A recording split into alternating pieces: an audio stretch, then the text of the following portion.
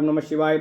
अथ श्री नरसिंह पुराण 51वां अध्याय। हनुमान जी का समुद्र पार करके लंका में जाना, सीता से भेंट और लंका का दहन करके श्री राम को समाचार देना। ओम नमः शिवाय। ओम नमः शिवाय। ओम नमः शिवाय।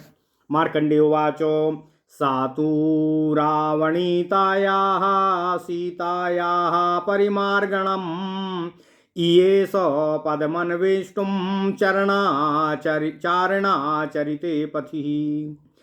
अंजलिं प्राङ्मुखं कृत्वा सगणायात्मयोनये मनसा वन्द्य रामं च लक्ष्मणं च महारथम्। सागरं सरितश्चैव प्रणम्य शिरसा कपिः ज्ञानीश्चैव परिष्वज्य कृत्वा चैव प्रदक्षिणाम्। अरिष्टं गच्छ पन्थानं पुण्यवायुनिसेवितं पुनरागमनायेति वानरैरभिपूजितः। अंजसा स्वं तथा वीर्यमाविवेशाथ वीर्यवान् मार्गमालोकयन् दूरादूर्भं प्रणीहिते क्षणः। सम्पूर्णमिव चात्मानं भावयित्वा महाबलः उत्पपात गिरिशृङ्गान् गिरिमम्बरम्।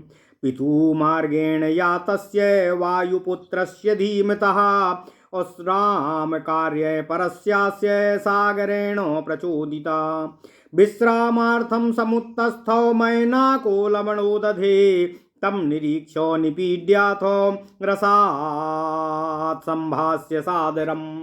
ओम नमः शिवाय। ओम नमः शिवाय। ओम नमः शिवाय।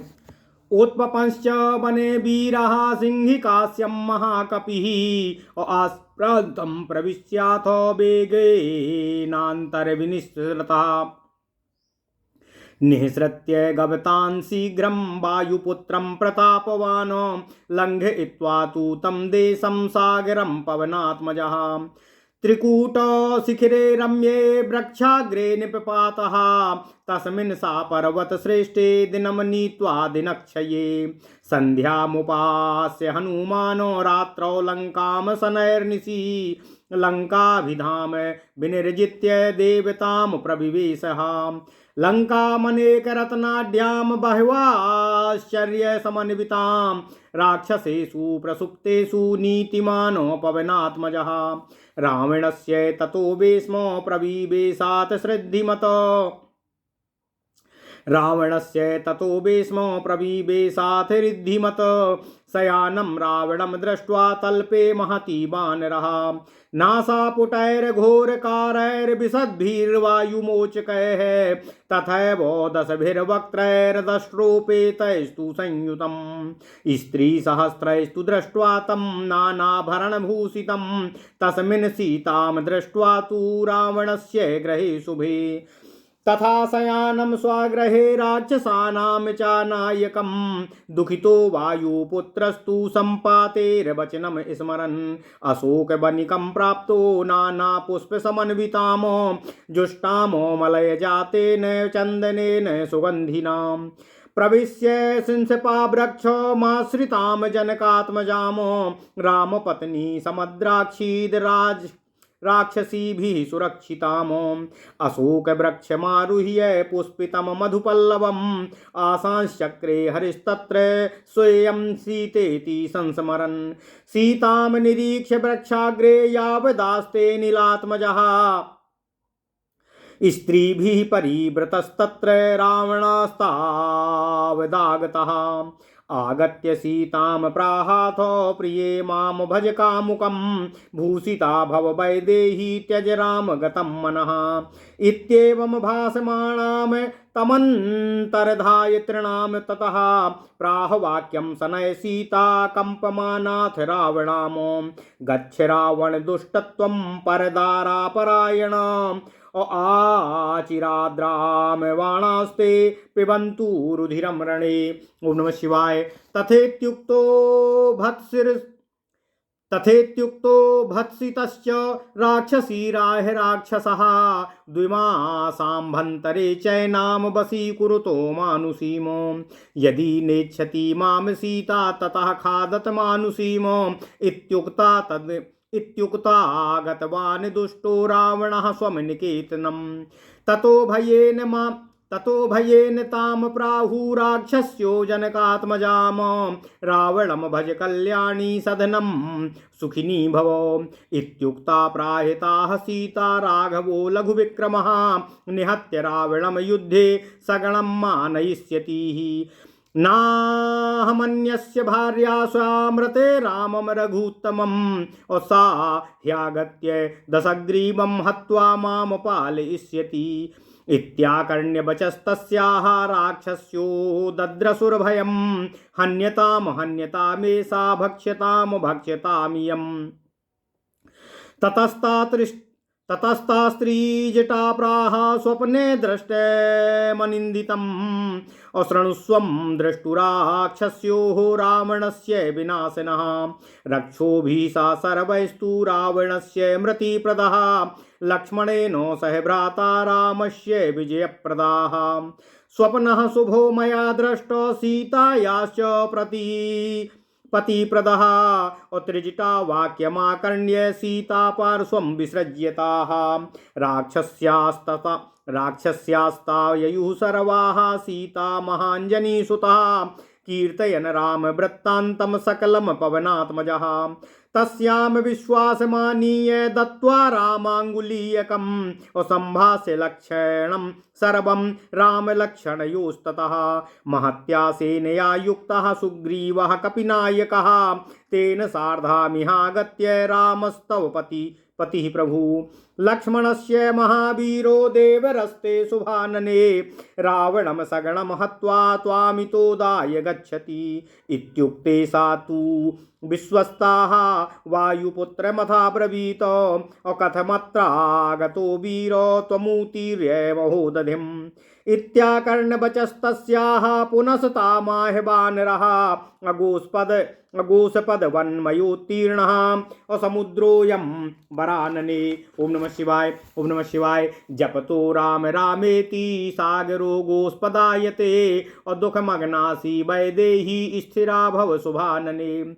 क्षिप्रं पश्यसि रामं त्वं सत्यमेतद्ब्रवीमि ते। इत्याश्वास्य सती सीतां दुःखितां जनकात्मजाम्।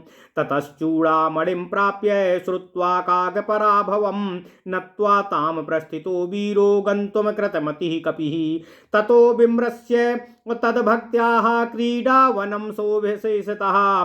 तोरणस्थो ननादोच्च रामो जयति वीर्यवान्। अनेकान् राक्षसान् हत्वा सेनाः सेनापतिश्च सः। तदा त्वक्षकुमारं तु हत्वा रावणसैनिकम्। सास्वं सारथिं हत्वा इन्द्रजित्तं गृहीतवान्। रावणस्य पुरः स्थित्वा रामं संकीर्त्य लक्ष्मणं। सुग्रीवं च महावीर्यं दग्ध्वा लङ्कामशेषतः। निर्भर्त्य रावणं दुष्टं पुनः सम्भाष्य जानकीम्। भूयः सागरमुत्तीर्य ज्ञातिनासाद्य वीर्यवान्। सीता दर्शनमावेद्य हनुमाश्चैव पूजितः। वानरैः सार्धमागत्य हनुमान् मधुवनं महतो। निहत्य रक्षपालांस्तु पाययित्वा तु तन्मधुः। सर्वे दधिमुखं पात्य हर्षितो हर्षिभिः सह।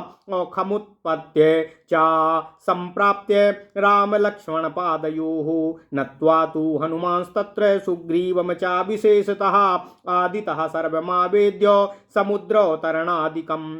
कथयामास रामाय सीता दृष्ट्वा मयेति वै। अशोको वनिका मध्ये सीता देवी सुदुःखिताः। राक्षसी परिव्रता त्वाम स्मरन्ति च सर्वदा। अश्रुसूर्णामुखी दीना तव पत्नी वनाननाम्। शीलवृक्ष समायुक्ताः तत्रापि जनकात्मजा। सर्वत्रान्वेषमाणेन मया दृष्ट्वा पतिव्रता। मया सम्भाषिता सीता विश्वस्ता रघुनन्दन। अलङ्कारश्च सुमणिस्तया ते प्रेषितः प्रभुः। इत्युक्त्वा दत्तवांस्तस्मै चूडामणिमनुत्तमम्। इदं च वचनं तुभ्यं पत्न्या सम्प्रेषितं शृणुः। चित्रकूटे मदङ्के तु सुप्ते त्वयि महाव्रतः।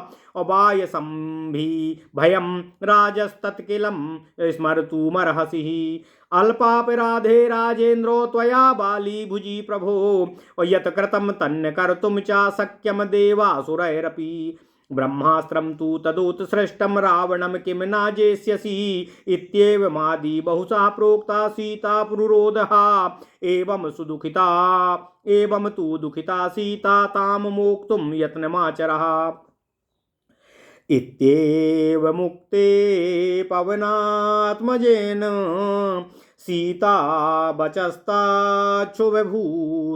च श्रुत्वा च दृष्ट्वा च रुरोध रामः कपिं समालिङ्ग्य सनहे प्रतस्थे। ओम नमः शिवाय, ओम नमः शिवाय, ओम नमः शिवाय। ओम नमो भगवते वासुदेवाय। ओम देवकी सुत गोविंद वासुदेव जगतपते देहि में तन्यम कृष्ण त्वाम अहम शरणम गतः। अथ श्री नरसिंह पुराण 51वां अध्याय। हनुमान जी का समुद्र पार करके लंका में जाना, सीता से भेंट और लंका का दहन करके श्री राम को समाचार देना। ओम नमः शिवाय। मार्कंडे जी कहते हैं, हे राजन सहस्त्रानीक जी, हनुमान जी ने रावण द्वारा हरी गई सीता की खोज करने तथा उनके स्थान का पता लगाने के लिए चारणों के मार्ग अर्थात आकाश से जाने की इच्छा की। पूर्वाभिमुख हो हाथ जोड़कर उन्होंने देवगणों सहित आत्मयोनि ब्रह्मा जी को मन ही मन प्रणाम किया तथा भगवान श्री राम जी और महारथी लक्ष्मण जी को भी मन से ही प्रणाम करके सागर तथा सरिताओं को मस्तक नवाया। फिर अपने बानर बंधुओं को गले लगाकर उन सब की प्रदक्षिणा की। तब अन्य सब बानरों ने यह आशीर्वाद दिया कि हे वीर, तुम सकुशल लौट आने के लिए पवित्र वायु से सेवित मार्ग पर बिना विघ्न बाधा के प्रस्थान करो। यूं कहकर उन्होंने हनुमान जी का सम्मान किया। फिर पराक्रमी पवन कुमार अपनी सहज शक्ति को प्राप्त हुए। उनमें वायु के सदृश बल का आवेश हो गया। दूर तक के मार्ग का अवलोकन करते हुए उन्होंने ऊपर दृष्टि डाली। अपने आप में षड्विध ऐश्वर्य की पूर्णता का अनुभव करते हुए वे महाबली हनुमान महेंद्र पर्वत को पैरों से दबाकर उसके शिखर से आकाश की ओर उछले। ओम नमः शिवाय।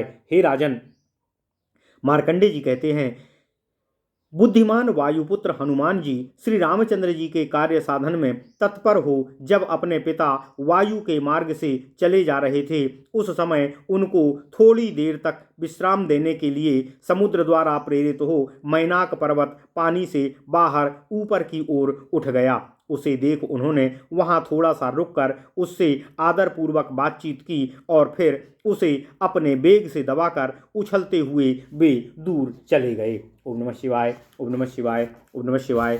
मार्कंडे जी कहते हैं, हे राजन, हे सहस्त्रानीक, मार्ग में सिंहिका नाम की राक्षसी थी। उसने जल में मुंह फैलाकर रखा था। महाकपि हनुमान जी ने उसके मुंह में जा पड़े। मुंह में पड़ते ही वे वेगपूर्वक उसके भीतर घुसकर पुनः बाहर निकल आए। इस प्रकार सिंहिका के मुख से निकलकर प्रतापी पवन कुमार उस समुद्र प्रदेश को लांघते हुए त्रिकूट पर्वत के सुरम्य शिखर पर एक महान वृक्ष के ऊपर जा उतरे। उसी उत्तम पर्वत पर दिन बिताकर हनुमान जी ने वहीं सायंकाल को संध्योपासना की। फिर रात में धीरे धीरे वे लंका की ओर चले। मार्ग में मिली हुई लंका नाम की नगरी देवताओं को जीतकर उन्होंने नाना रत्नों से संपन्न और अनेक प्रकार के आश्चर्यों से युक्त लंकापुरी में प्रवेश किया। तदनंतर जब सब राक्षस गहरी नींद में सो गए, तब नीतिज्ञ हनुमान जी ने रावण के समृद्धिशाली भवन में प्रवेश किया। वहां रावण एक बहुत बड़े पलंग पर सो रहा था। हनुमान जी ने देखा, सांस छोड़ने वाले 20 भयंकर नासिका छिद्रों से युक्त उसके 10 मुखों से बड़ी भयानक दाढ़ें थीं। नाना प्रकार के आभूषणों से विभूषित रावण हजारों स्त्रियों के साथ वहां सोया था, किंतु रावण के उस सुंदर भवन में सीता जी कहीं भी दिखाई नहीं दे रही थीं। वह राक्षस राज अपने घर के भीतर गाढ़ निद्रा में सो रहा था। सीता जी का दर्शन न होने से वायुनंदन हनुमान जी बहुत दुखी हुए। फिर संपाति के कथन को याद करके वे अशोक वाटिका में आए, जो विविध प्रकार के पुष्पों से सुशोभित और अत्यंत सुगंधित मलयज चंदन से व्याप्त थी। मार्कंडे जी कहते हैं, हे नृप, हे सहस्त्रानीक राजन, वाटिका में प्रवेश करके हनुमान जी ने अशोक वृक्ष के नीचे बैठी हुई जनक नंदिनी श्री राम की पत्नी सीता जी को देखा, जो राक्षसियों से चारों ओर से सुरक्षित थीं। वह अशोक वृक्ष सुंदर मृदुल पल्लवों से विलसित और पुष्पों से सुशोभित था। कपिवर हनुमान जी उस वृक्ष पर चढ़ गए और ये ही सीता हैं यह सोचते हुए वहीं पर बैठ गए। सीता जी का दर्शन करके वे पवन कुमार ज्यों ही वृक्ष के शिखर पर बैठे त्यों ही रावण बहुत सी स्त्रियों से घिरा हुआ वहां आया। वहां आकर उसने सीता से कहा, हे प्रिये, मैं काम पीड़ित हूँ, मुझे स्वीकार करो। हे वैदेही, अब श्रृंगार धारण करो और श्री राम की ओर से मन हटा लो। इस प्रकार कहते हुए रावण से भयवश कांपती हुई सीता जी बीच में तिनके की ओट रखकर धीरे से बोली, पर स्त्री सेवी दुष्ट रावण, तू चला जा, मैं साप देती हूँ, भगवान श्री राम के बाण शीघ्र ही रणभूमि में तुम्हारा रक्त पिएंगे।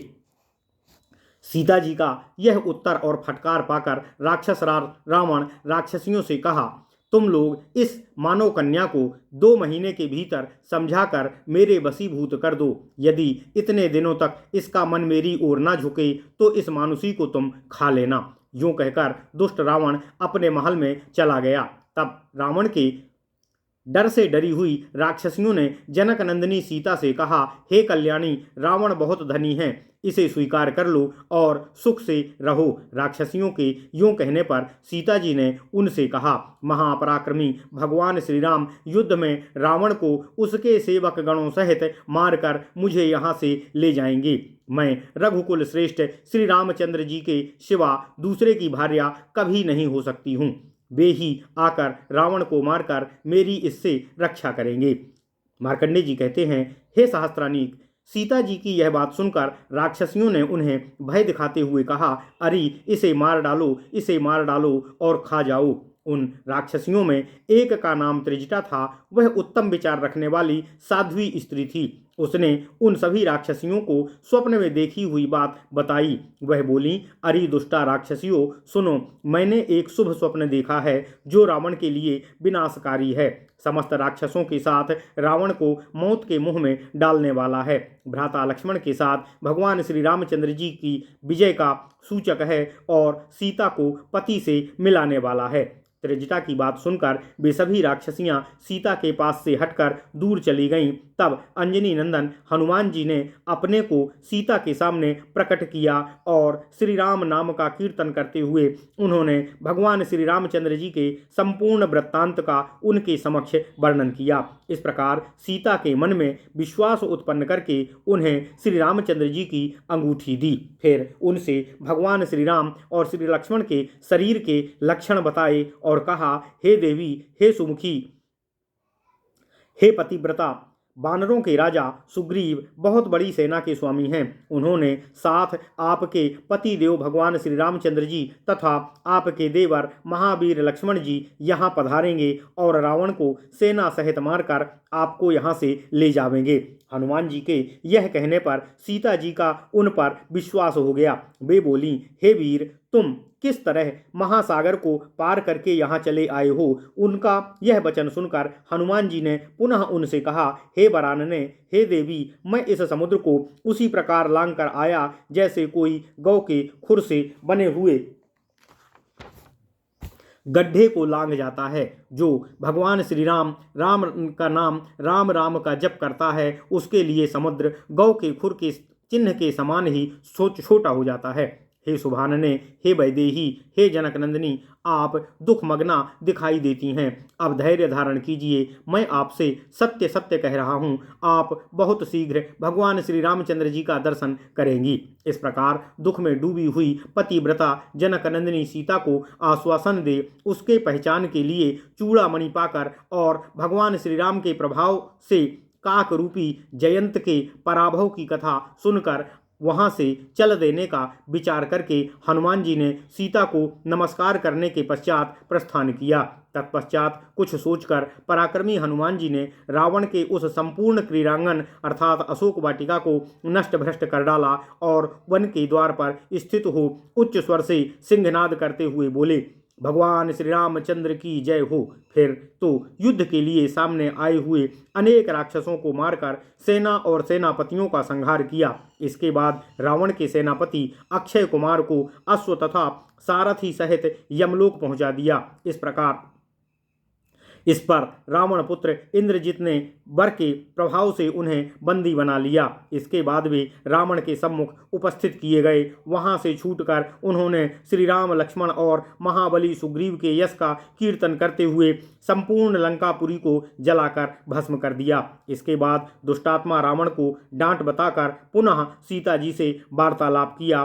फिर पराक्रमी हनुमान जी ने समुद्र के इस पार आकर अपने वानर बंधुओं से मिले और सीता जी के दर्शन का समाचार सुनाकर सबसे सम्मानित हुए। ओम नमः शिवाय। मार्कंडेय जी कहते हैं, हे नृप, हे शास्त्रानीक जी, तत्पश्चात हनुमान जी ने सभी वानरों के साथ मधुवन में आए हुए उनके रखवालों को मारकर उन्होंने वहां सब साथियों को मधुपान कराया और स्वयं भी मधुपान किया। इस कार्य में बाधा देने वाले दधिमुख नाम के वानर को सबने धरती पर दे मारा। इसके बाद हनुमान जी तथा सब वानरों के साथ आनंदित हो आकाश में उछलते हुए श्री राम और लक्ष्मण के निकट जा पहुँचे। वहां उन दोनों के चरणों में प्रणाम कर, विशेषतः सुग्रीव को मस्तक झुकाकर उन्होंने समुद्र लांघने से लेकर सारा समाचार अद्योपांत सुनाया और यह भी कहा कि मैंने अशोक वाटिका के भीतर सीता देवी जी के दर्शन किए हैं। उन्हें राक्षसियों से घिरी हुई थी और वे बहुत दुखी होकर निरंतर आपके नाम का ही स्मरण कर रही थीं। उनके मुख पर आंसुओं की धारा बह रही थी और वे बड़ी ही दीन अवस्था में थीं। हे रघुनंदन, आपकी धर्मपत्नी सुमुखी सीता वहाँ भी शील और सदाचार से संपन्न है। मैंने सब जगह ढूंढते हुए पतिव्रता जानकी को अशोक वन में पाया है। उनके वार्तालाप किया और उन्होंने भी मेरा विश्वास किया। हे प्रभु, उन्होंने आपको देने के लिए अपना श्रेष्ठ मणिमय अलंकार भेजा है। यह कहकर हनुमान जी ने भगवान श्री राम को वह उत्तम चूड़ामणि दे दी और कहा, हे प्रभु, आपकी धर्मपत्नी सीता जी ने यह संदेश भी कहला भेजा है कि महान व्रत का पालन करने वाले महाराज चित्रकूट पर्वत पर आप मेरी गोद में सिर रखकर सो गए थे। उस समय काक वेशधारी जयंत का जो आपने मान मर्दन किया था उसे स्मरण करें। हे राजेंद्र, हे प्रभु, उस कौवे के थोड़े से ही अपराध पर उसे दंड देने के लिए आपने जो अद्भुत कर्म किया था उसे देवता और असुर भी नहीं कर सकते हैं। उस समय तो आपने ब्रह्मास्त्र का प्रयोग किया था, क्या इस समय आप इस रावण को पराजित नहीं करेंगे? इस प्रकार बहुत सी बातें कहकर सीता जी रोने लगीं। यह उस दुखिनी सीता जी का वृत्तांत है। आप उन्हें उस दुख से मुक्त करने का समुचित प्रयत्न करने की कृपा कीजिए। पवन कुमार हनुमान जी के इस प्रकार कहने पर सीता जी का वह संदेश सुन और उनके उस सुंदर आभूषण को देख भगवान श्री राम उन कपिवर हनुमान जी को गले लगाकर रोने लगे और धीरे धीरे वहां से प्रस्थित हुए। ओम नमः शिवाय। इति श्री नरसिंह पुराणे श्री राम प्रादुर्भाव 51तमोऽध्यायः। इस प्रकार श्री नरसिंह पुराण में श्री राम अवतार की कथा विषयक 51वां अध्याय पूर्ण हुआ। ओम नमः शिवाय, ओम नमः शिवाय, ओम नमः शिवाय। ओम नमो भगवते वासुदेवाय। ओम देवकी सुत गोविंद वासुदेव जगतपते देहि में तनियम कृष्ण त्वाम अहम शरणम गतः।